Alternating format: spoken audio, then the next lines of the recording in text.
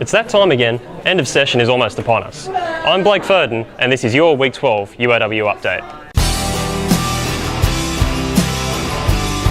The university is lifting the lid on its Recreation and Aquatic Centre, with its roof set to be taken off as part of a major overhaul. Renovations are set to begin at URAC next month to replace the building's 40-year-old leaking roof. The development will cost the university about $2.25 million, with the state-of-the-art modern design hoped to boost water and energy efficiency. Certainly the roof here has leaked for many, many years, probably from the first time it was built. Some parts of it are over 40 years old. So I think February 2011 the foyer ceiling caved in because it was full of water. That was pretty serious. We really need to fix it because lately it's started to leak onto fairly expensive equipment and we need to protect that. We need to make it safe as well for our customers. Paul Manning says customers won't be affected by the overhaul, with innovative plans set to ensure all areas of the gym remain operational over the 6-month construction period. What do oil paintings and Mac computers have in common? Reporter Dominique McGovern went to the exhibition of student art prizes to find out.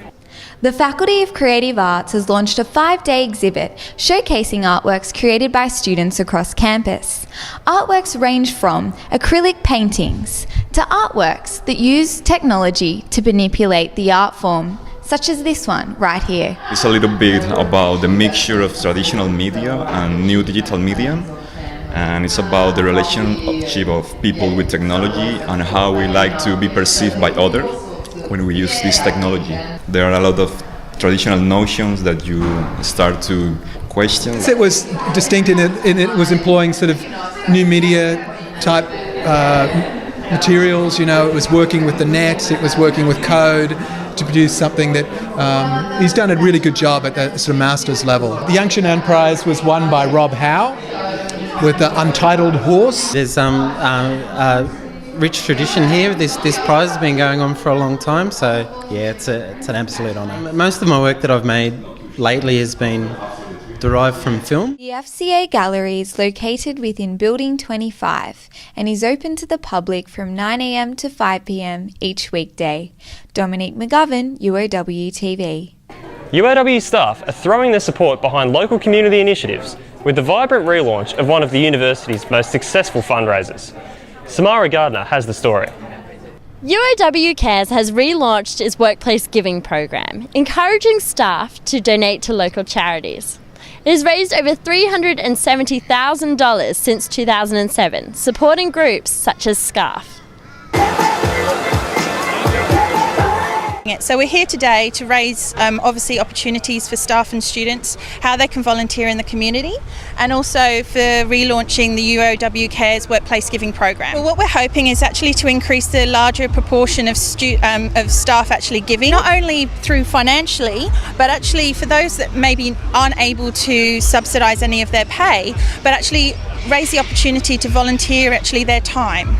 The revamped initiative has responded to staff feedback, welcoming new organisations into the fold, including Aspect and Headspace. Ultimately, I think what sets us apart is we have a really youth-friendly focus, but also we coordinate a young person's care. Because we rely on extra funding to be able to do extra work within the community, so we'll be able to go to various community organisations, do a little bit more work in the university. UOW Cares is going to support our social club, which is for children aged 8 to 18. Previously it was funded, I think, through some government services, and that has since finished. So if we didn't have the funding from UOW Cares, we wouldn't be able to support these kids. 1 in 4 young people are living with a mental health issue, and those aged 18 to 24 are the most prevalent group. Elise Wern looked into how UOW is tackling this issue. UOW is moving to reduce the stigma associated with mental illness by responding to a student survey requesting more services by launching There's Nothing Mental About Seeking Help. It's about knowing what to do, what's normal, and where to go for help. And one of the things that's really important that we're aiming to do with the campaign is just to get people talking. We know that lots of young people suffer from stress, anxiety and depression, but don't feel comfortable talking about it. At the moment, you're looking at 1 in 4 young people being affected by some kind of mental health issue. So we're running this campaign as part of a broader health and wellbeing program on campus. It's SAF funded. It's a 2-year social marketing campaign aimed at raising awareness about the signs and symptoms of mental health issues, as well as trying to decrease stigma and increase help seeking among students. We're not trying to drive people to a particular service. We're not saying, one size fits all, this is the best solution for you. We're saying, here's some information, here's some resources, come to the website, and giving lots of different places people can go for help, depending on what it is that they need. Most people spend years working on their thesis, but have you ever wondered what would happen if you were given just 3 minutes? The new Law, Humanities and Arts faculty has held a qualifying round for the uni's 3-minute thesis competition. The final will take place on July 2, with entries judged on comprehension, engagement and communication style. It's an opportunity for some of our higher degree research students to summarise their research projects in 3 minutes. It's really important for these guys to build their presentation skills. It also gives them a really good opportunity to think about their research, how they deliver it to other people. Participants are allowed only a single PowerPoint slide to accompany their presentation, with PhD or Master's research students able to enter. The winner will go on to represent UOW at the Trans-Tasman competition later this year. UOW's Ideas Incubator will showcase the region's knowledge services and be recognised at a major Sydney Expo this week. iAccelerate StartPack continues to grow, and there's a new General Manager at the helm.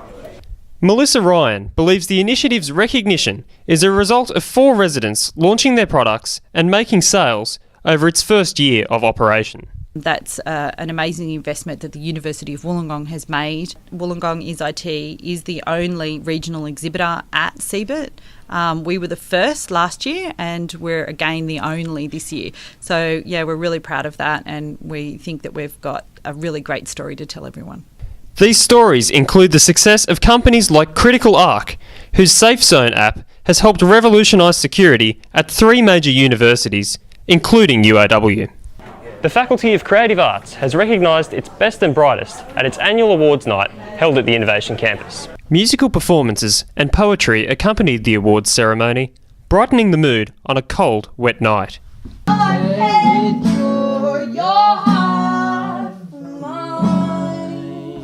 Sang Withdraw by Kimbra, who's one of my favourite artists. We've only really performed it in front of our singing class at uni, which is 19 people, so intimate is good for us, I think. Suits us. Prizes were donated by organisations including the Illawarra Mercury and Illawarra Performing Arts Centre, demonstrating UOW's strong relationships beyond campus boundaries. This year I think was better than ever. We've been in a great venue. People have gone above and beyond. People have put in the extra hours and we should acknowledge that because it's the standard for all of us to recognise and strive for. And finally, all session we've been putting you on the spot. This week we turn the tables.